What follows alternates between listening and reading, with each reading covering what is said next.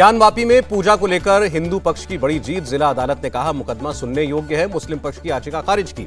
वाराणसी की जिला कोर्ट ने कहा इस केस में वर्षिप एक्ट 1991 लागू नहीं होता। 22 सितंबर को अगली सुनवाई। ज्ञानवापी पर अहम फैसले के बाद काशी के 80 घाट पर हुई दिव्य आरती। आयोजकों ने कहा 1991 एक्ट पर हमारी विजय हुई। बीएचपी ने कोर्ट के फैसले पर खुशी जताई। कहा मंदिर मुक्त कराने की पहली बाधा पार हुई। इस केस में हिंदुओं की जीत होगी।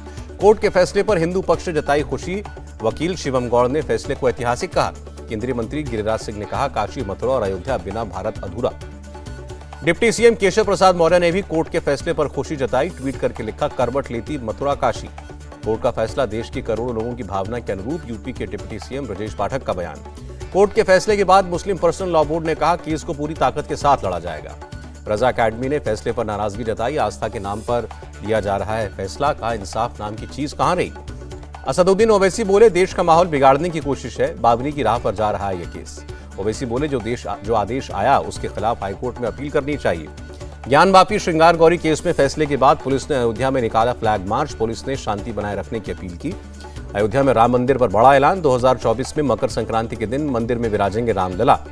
श्री राम जन्मभूमि तीर्थ क्षेत्र ट्रस्ट के महासचिव चंपत राय ने कहा रामलला अपने दिव्य और भव्य मंदिर में स्थापित होंगे।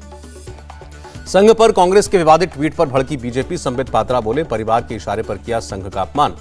बीजेपी का आरोप लोगों को उकसाने के लिए कांग्रेस ने ट्वीट किया, तुरंत हटाने की मांग की। केंद्रीय मंत्री गिरिराज सिंह का तंज। कांग्रेस और राहुल साथ जन्म लेंगे तब भी आरएसएस की बराबरी नहीं कर पाएंगे।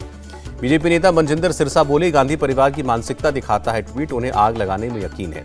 आरएसएस का कांग्रेस को जवाब। डॉक्टर मनमोहन वैद्य बोले संघ से नफरत करता आया है गांधी नेहरू परिवार। बीजेपी के आरोपों पर जयराम रमेश ने कहा हम टी शर्ट और निक्कर पर बात नहीं करते।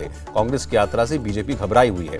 छत्तीसगढ़ के सीएम का आरएसएस से सवाल पूछा आपका हिंदुत्व कहां से आया, वो किस संप्रदाय का पालन करते हैं। केरल में कांग्रेस की भारत जोड़ो यात्रा जारी। अगले 18 दिनों में 450 किलोमीटर की यात्रा होगी। अहमदाबाद में ऑटो से जा रहे अरविंद केजरीवाल को पुलिस ने रोका। ऑटो वाले के घर डिनर के लिए जा रहे थे। पुलिस ने आम आदमी पार्टी के आरोपों को गलत बताया। कहा सीएम को सुरक्षा की वजहों से रोकने की कोशिश की।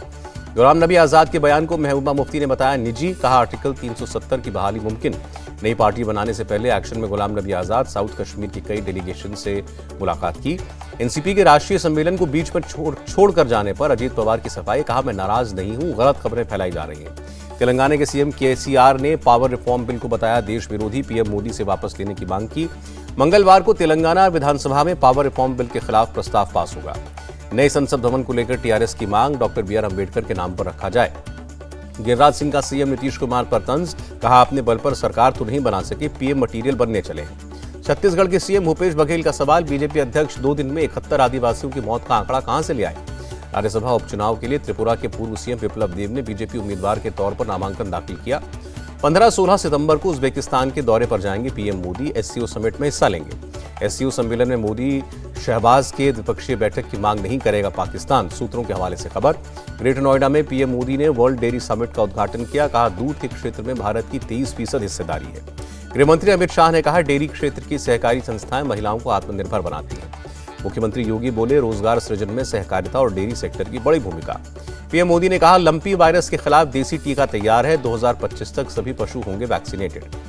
विदेश मंत्री एस जयशंकर ने सऊदी के प्रिंस मोहम्मद बिन सलमान से की मुलाकात। राजनीतिक और आर्थिक मुद्दों पर चर्चा।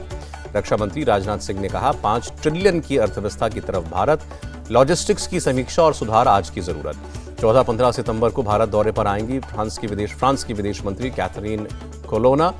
पहला ऑफिशियल भारत दौरा होगा।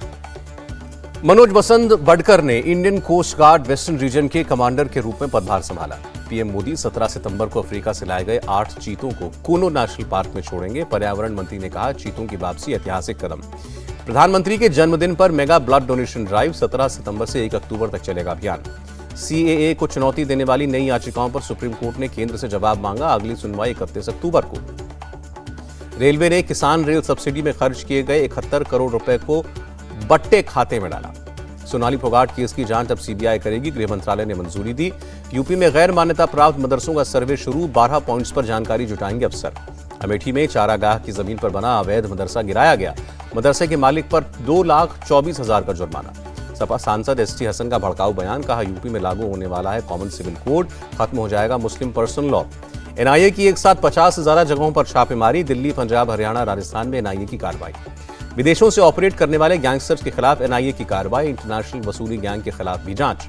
पंजाब की डीजीपी का बयान, पुलिस एनआईए के संपर्क में है, हर छानबीन में दी जा रही है मदद। असम के मोरी गांव से 2 संदिग्ध आतंकी गिरफ्तार, आरोपियों के नाम मुसादिक हुसैन और इकरामुल। कोलकाता में ईडी दफ्तर में पेश हुई टीएमसी नेता अभिषेक बनर्जी की साली मेनका गंभीर, कोयला घोटाले को लेकर पूछताछ। केंद्रीय जांच एजेंसियों के खिलाफ बंगाल विधानसभा में लाया जाएगा निंदा प्रस्ताव, स्पीकर विमान बनर्जी ने जानकारी दी। पश्चिम बंगाल की सीएम ममता बनर्जी का आरोप, कुछ राजनीतिक दल उनकी सरकार की छवि खराब करने में लगे हैं। ममता सरकार के विरोध में बीजेपी मंगलवार को निकालेगी मार्च, राज्य की जनता को धोखा देने का आरोप लगाया। मोबाइल गेमिंग ऐप धोखाधड़ी मामले में ईडी ने 17 करोड़ 32 लाख रुपए नकदी जब्त की। झारखंड सरकार के मंत्री बन्ना गुप्ता का बयान, सूखे की समस्या को देखते हुए राज्य में 1 लाख कुएं और 1 लाख तालाब बनेंगे। अनुराग ठाकुर ने कल्याण में रिक्शा टैक्सी ड्राइवर एसोसिएशन और ट्रेडर्स एसोसिएशन के साथ बैठक की, जीएसटी को लेकर सुझाव दिए। जम्मू कश्मीर के शोपियां में एनकाउंटर, सुरक्षा बलों ने एक आतंकी को मार गिराया। हरियाणा के कैथल में आईईडी बरामद, विस्फोटक को निष्क्रिय किया गया। डीयू में एडमिशन की प्रक्रिया शुरू, लॉन्च हुआ common seat allocation system portal, 1 नवंबर से नया सेशन शुरू होने की संभावना। दिल्ली हाईकोर्ट ने संज्ञान लेकर नगर निगम को जारी किया नोटिस, सीवर में जहरीली गैस से 1 हफ्ते में 2 लोगों की मौत का मामला। उत्तराखंड में आपदा प्रभावितों की मदद के लिए आगे आया हंस फाउंडेशन, 11 करोड़ रुपए सीएम राहत कोष में दिए। नई रैंक से प्रमोशन तक झारखंड सरकार ने पुलिस वालों को दी बड़ी खुशखबरी, पुलिस विभाग में 3500 नई बहालियां होंगी। झारखंड सीएमओ की तरफ से दी गई जानकारी, हर महीने की 5 तारीख को मिलेंगे पेंशन के पैसे। सीएम योगी ने ग्रेटर नोएडा में डीएमआरसी इंटीग्रेटेड इंडस्ट्रियल टाउनशिप का निरीक्षण किया। लखनऊ के सरोजनी नगर में अंडर कंस्ट्रक्शन रिसर्च सेंटर का शटर गिरा, 4 मजदूर घायल। यूपी के अंबेडकर नगर जिले में मृतक मरीज के घरवालों का अस्पताल में हंगामा, जमकर तोड़फोड़ की। दिल्ली के न्यू अशोक नगर में एक शख्स को 2 लोगों ने डंडों से बुरी तरह पीटा, वीडियो वायरल होने पर जांच शुरू। दिल्ली से किडनैप हुई बच्ची यूपी के बागपत से मिली, पुलिस ने आरोपी को पकड़ा। उत्तराखंड के खटीमा में पुलिस की बड़ी कार्रवाई, पेड़ पर ड्रम में रखी 20,000 लीटर शराब नष्ट की। नूह में मदरसे में 11 साल के छात्र की हत्या का खुलासा, पुलिस ने मदरसे के ही 13 साल के छात्र को पकड़ा। नॉर्थ 24 परगना में गोल्ड तस्कर गिरफ्तार, सोने के 81 बिस्किट बरामद। असम के करीमगंज में खेत में मिला 32 साल की महिला का शव, चेहरे और सर पर चोट के निशान। चंडीगढ़ में इंटरस्टेट ठगी गैंग का पर्दाफाश, 7 गिरफ्तार, लोन देने के नाम पर करते थे ठगी। उदयपुर में कुदरत का कहर, आकाशीय बिजली गिरने से महिला बच्ची समेत 3 की मौत, 5 लोग झुलसे। नागपुर में भारी बारिश से बढ़ी मुश्किलें, जलमग्न हुआ हवाई अड्डा। औरंगाबाद में अचानक बादल फटने जैसी घटना के बाद तेज बारिश के साथ आई बाढ़, 1 बुजुर्ग महिला और 2 लड़कियां बही। भारी बारिश से हाल बेहाल हुआ पुणे, सड़कों पर खड़ी गाड़ियां पानी में डूबी। देश में कोरोना के मामलों में गिरावट, कोरोना के 5221 नए मामले आए। दिल्ली में कोरोना के 63 नए मरीज मिले, 24 घंटे में 1 की मौत। विदेश मंत्री एस जयशंकर दिल्ली में ब्रिटिश उच्चायुक्त से मिले, महारानी एलिजाबेथ द्वितीय के निधन पर शोक जताया। ब्रिटेन के नए राजा चार्ल्स III ने पहली बार दोनों सदनों को संबोधित किया, ब्रिटेन के इतिहास में महारानी एलिजाबेथ के योगदान की बात की। यूक्रेन में भारतीय दूतावास की तरफ से लोगों को पहुंचाई गई मदद, दवाएं और जरूरी सामान बांटे गए। हिंदुस्तान एरोनॉटिक्स ने इस साल दिया 105% का रिटर्न, कोविड के बाद कंपनी के शेयर 500 रुपए के निचले स्तर से 400% से ज्यादा बढ़े। सरकार को पावर फाइनेंस कॉर्प से 333 करोड़ रुपए का डिविडेंड मिला, वित्त मंत्रालय ने जानकारी दी। जुलाई में 6.7% की तुलना में अगस्त में खुदरा मुद्रास्फीति बढ़कर 7% हुई। बढ़त के साथ बंद हुआ शेयर बाजार, सेंसेक्स 321 और निफ्टी 103 अंक चढ़ा। रुपए में 4 पैसे की मामूली बढ़त, 1 अमेरिकी डॉलर की कीमत 79 रुपए 53 पैसे। भारत ने T20 विश्व कप के लिए टीम की घोषणा की, ऑस्ट्रेलिया और दक्षिण अफ्रीका के खिलाफ बुमराह, हर्षल पटेल की वापसी। ठाणे में केंद्रीय मंत्री अनुराग ठाकुर का अनोखा अंदाज दिखा, खिलाड़ियों के साथ टेबल टेनिस और बैडमिंटन खेला। बिग बॉस सीजन 16 का प्रोमो रिलीज, शहनाज और सिद्धार्थ की रोमांटिक झलक देखकर फैंस हुए भावुक। तमन्ना भाटिया की बबली बाउंसर का पहला गाना रिलीज देसी लुक में आई नजर। और अभिषेक बच्चन ने पिता अमिताभ बच्चन को दिया सरप्राइज, फिल्म के सेट पर मिलने पहुंचे।